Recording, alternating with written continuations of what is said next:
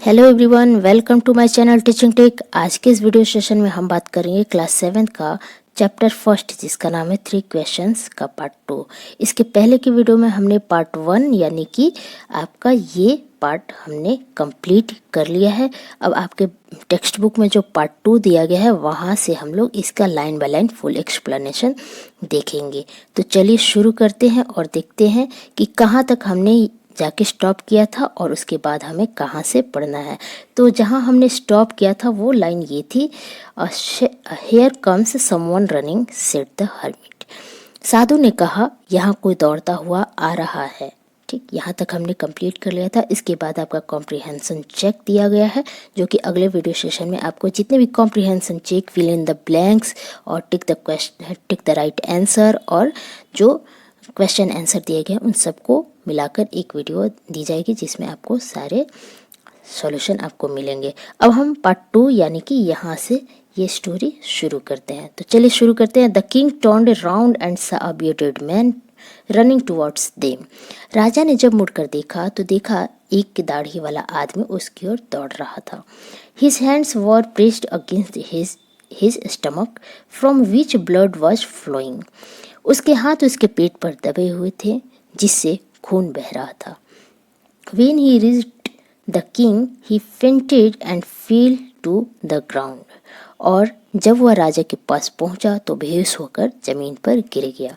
The king and the hermit removed the man's cloth and found a large wound in his stomach. wound का मतलब होता है घाव। ठीक, तो जब राजा और साधु ने उस आदमी के कपड़े उतारे और उसके पेट में एक बड़ा घाव पाया। The king washed and covered it with his handkerchief but the blood would not stop flowing. राजा ने उसे साफ किया और अपने रुमाल से ढक दिया, लेकिन खून बहना बंद नहीं हुआ। The king redressed the wound until at last the bleeding stopped. फिर राजा ने घाव पर तब तक पट्टी बांधी जब तक खून बहना बंद नहीं हो गया। The man felt better and asked for something to drink. The king brought fresh water and gave it to him. उस आदमी को जब बेहतर महसूस हुआ तो उसने पीने के लिए कुछ मांगा। राजा ने ताज़ा पानी लाकर उसे दिया। This time the sun had set and the air was cool. But उस समय तक सूरज जो था वो डूब चुका था और हवा जो थी वो ठंडी थी। The king with the hermit's help carried his wounded man into the hut and laid him on the bed. The man closed his eyes and lay quiet. साधु की सहायता से राजा ने घायल व्यक्ति को कुटिया में ले जाकर बिस्तर पर लेटा दिया। उस आदमी ने आंखें बंद कर ली और चुपचाप लेटा रहा। The man closed his eyes and lay quiet. ये हो गया है। The king tired by his walk and the work he had done lay down on the floor and slept through the night. राजा पैदल चलने और काम करने की वजह से थक कर फर्श पर लेट गया और रात भर वहीं पर सोता रहा। When he awoke, it was several minutes before he could remember where he was or who the strange bearded man laying on the bed was. जब राजा नींद से जगा तो उसे यह याद करने में कुछ मिनट लग गए कि वह कहाँ था और जो बिस्तर पर जो व्यक्ति, दाढ़ी वाला अजीब सा व्यक्ति जो है वो बिस्तर पर लेटा हुआ है, वो व्यक्ति कौन है। Forgive me, said the bearded man in a weak voice when he saw the king was awake. जब दाढ़ी वाले व्यक्ति ने देखा कि राजा जग रहा है तो उसने धीमी आवाज में कहा, मैं क्षमा चाहता हूँ, मुझे माफ कर दीजिए। I don't know you and have nothing to forgive you for, said the king. फिर राजा ने कहा, मैं तुम्हें नहीं जानता और मेरे पास तुम्हें माफ करने के लिए कुछ भी नहीं है। You don't know me but I know you. I am that enemy of yours who swore revenge on you. Swore का मतलब होता है शपथ लेना और रिवेंज का मतलब होता है कसम खाना। रिवेंज का मतलब होता है बदला लेना। तो आप मुझे नहीं जानते हैं लेकिन मैं आपको जानता हूँ। मैं आपका वह दुश्मन हूँ जिसने आपको मारकर आपसे बदला लेने की शपथ खाई है। Because you put my brother to death and seized my property, क्योंकि आपने मेरे भाई को मार डाला और मेरी संपत्ति भी छीन ली है। I knew you had gone alone to see the hermit and I made up my mind to kill you on your way home. और मैं जानता था कि आप अकेले ही साधु से मिलने गए थे और मैंने मन में ये ठान लिया था कि आपके घर लौटते ही मैं आपको मार डालूंगा। But the day passed and you did not return, लेकिन दिन बीत गया और आप वापस नहीं लौटे। So I left my hiding place and I came upon your bodyguard who recognise me and wounded me. Recognise का मतलब होता है पहचान लेना। तो इसलिए मैं अपने छिपे हुए ठिकाने से निकला और जब मैं बाहर आया तो मैं आपके बॉडीगार्ड यानी कि अंगरक्षक से मिल गया, जिसने मुझे पहचान लिया और मुझ पर हमला करके मुझे घायल कर दिया। I escaped from him, but I should have died if you had not dressed my wounds. I wished to kill you, and you have saved my life. मैं उससे तो बच गया, लेकिन मुझे मर जाना चाहिए था। यदि आपने मुझे मेरी घाव पर पट्टी नहीं बांधी होती तो मैं आपको मार डालता, लेकिन आपने मेरी जान बचाई।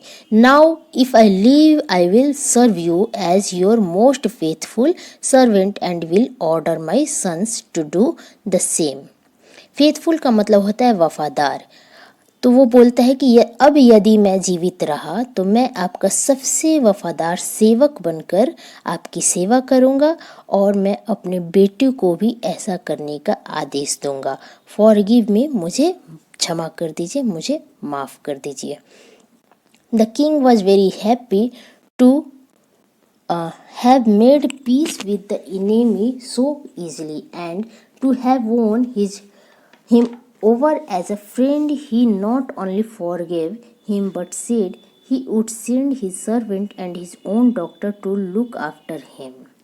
राजा अपने शत्रु के साथ आसानी से शांति स्थापित करके और उसे मित्र के रूप में जीतकर बहुत खुश था। उसने न केवल उसे माफ़ कर दिया बल्कि कहा कि वह उसकी देखभाल के लिए अपने नौकरों और डॉक्टरों को उसके पास भेजेंगे।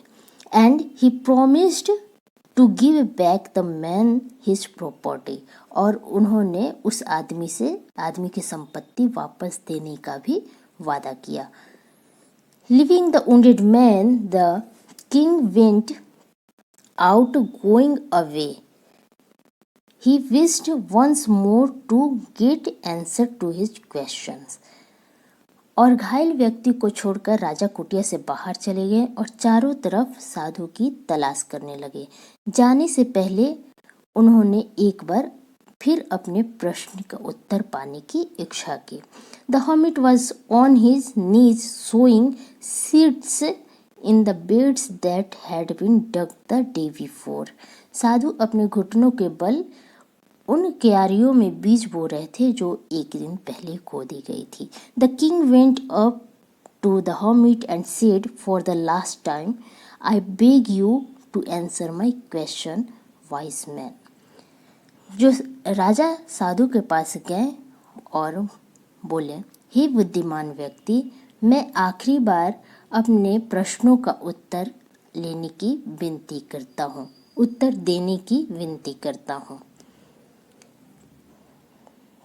You have already been answered, said the hermit. फिर जो साधु होते हैं वो कहते हैं कि उत्तर पहले ही दिया जा चुका है।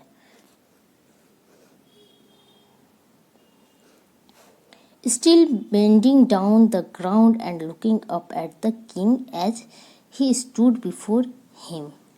वह अभी भी जमीन पर झुके हुए हैं और राजा की ओर देख रहे हैं जो उनके सामने खड़े थे। How have I been answered? What do you mean? मुझे कैसे उत्तर दिया गया, आपका क्या मतलब है? Do you not see? replied the hermit. मुझे साधु ने उत्तर दिया, क्या आपको नहीं दिखता? If you had not pitied my weakness yesterday and had not dug these pits for me, you would have gone away. अगर आपको कल मेरी कमजोरी पर तरस नहीं, पीटी का मतलब होता है दया करना या फिर तरस आना, तो वो बोल रहे हैं कि अगर आपको कल मेरी कमजोरी पर तरस नहीं आया होता तो मेरे लिए क्यारियाँ न खोदे होते और आप चले गए होते, तब वह आदमी आप पर हमला कर देता. Then that man would have attacked you and you would have wished you had stayed with me. और आप यही सोचते कि काश आप मेरे साथ होते.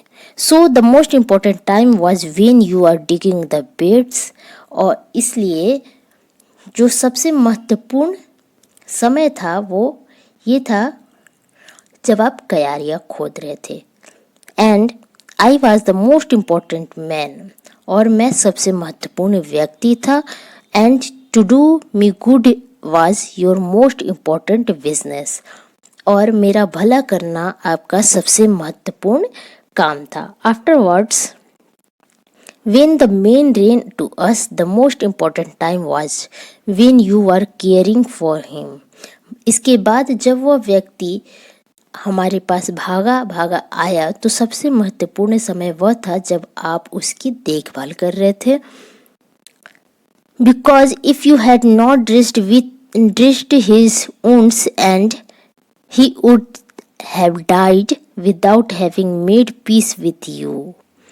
क्योंकि यदि आपने उसके घाव पर पट्टी नहीं बांधी होती तो वह आपके साथ शांति स्थापित किए बिना ही मर जाता.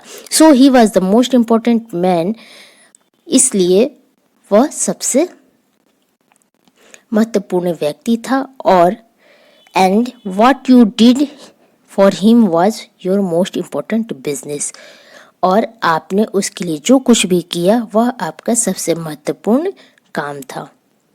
Remember then, there is only one time that is important and that time is now. याद रहे केवल एक ही समय है जो महत्वपूर्ण है और वह समय है अभी. It is the most important time because it is only time we have any power to act. यह सबसे महत्वपूर्ण समय है क्योंकि यही एकमात्र समय है जब हमारे पास कार्य करने की शक्ति होती है. The most necessary person is the person you are with a particular moment. और सबसे जरूरी व्यक्ति वह व्यक्ति है जिसके साथ आप किसी खास पल में होते हैं. For no one knows what will happen in the future and whether we will meet anyone else. क्योंकि कोई नहीं जानता कि भविष्य में क्या होगा और हम किसी और से मिलेंगे या नहीं. The most important business is to do that person good. और सबसे महत्वपूर्ण काम उस व्यक्ति का भला करना है. Because we were sent into this world for the purpose alone. क्योंकि हमें इस दुनिया में केवल इसी उद्देश्य के लिए भेजा गया है. ये स्टोरी लियो टोल्स्टॉय का है जिन्होंने रीटोल्ड किया है. ठीक है, यानी कि इस स्टोरी से हमें यही शिक्षा मिलती है कि जो सबसे महत्वपूर्ण जो समय होता है वो अभी का होता है, प्रेजेंट टाइम का. क्योंकि यही वो समय होता है जिसमें हमें ये शक्ति होती है किसी भी चीज़ को करने का. ठीक, तो अभी हम कर सकते हैं लेकिन फ्यूचर में हम करेंगे नहीं करेंगे हमें नहीं पता है. और पास्ट में हमने किया है कि नहीं किया है उसको हम लोग बदल नहीं सकते हैं. ठीक, लेकिन प्रेजेंट में हम काम करके उसको बदल सकते हैं. और सबसे खास व्यक्ति वो होता है जो हमारे पास होता है. क्योंकि अगर यदि अचानक से हमें कुछ हो जाता है तो वही वो व्यक्ति होगा जो हमारी सबसे ज़्यादा मदद करेगा. तो वो व्यक्ति जो हमारे पास होता है वो हमारे लिए सबसे महत्वपूर्ण होता है. और उस व्यक्ति को कुछ करना ही हमारा सबसे महत्वपूर्ण काम होता है. इस स्टोरी से हमें यही शिक्षा मिली है क्योंकि हमें इस दुनिया में इसीलिए भेजा गया है कि हम दूसरों की मदद करें. ठीक, तो ये 3 प्रश्न थे राजा के और ये तीनों प्रश्न के जवाब आपको इस तरीके से इस स्टोरी में मिल गए हैं. चलिए अगले वीडियो सेशन में हम इसका पूरा जो यहाँ पे क्वेश्चन आंसर है ये कॉम्प्रिहेंशन चेक है और फिर यहाँ पे वर्किंग विद द टेक्स्ट है टोटल 8 क्वेश्चन है, इसके बाद मैच द फॉलोइंग क्वेश्चंस है और फिर से फिल इन द ब्लैंक्स है। तो ये सब कुछ हम लोग कवर करेंगे अगले वीडियो में। अगर वीडियो को लाइक नहीं किया है तो फटाफट से लाइक कीजिए, सब्सक्राइब करके बेल आइकन को जरूर प्रेस कर दीजिए ताकि आगे आने वाली जो भी वीडियो है वो आपको आसानी से मिल जाए। चलिए मिलते हैं अगले वीडियो से।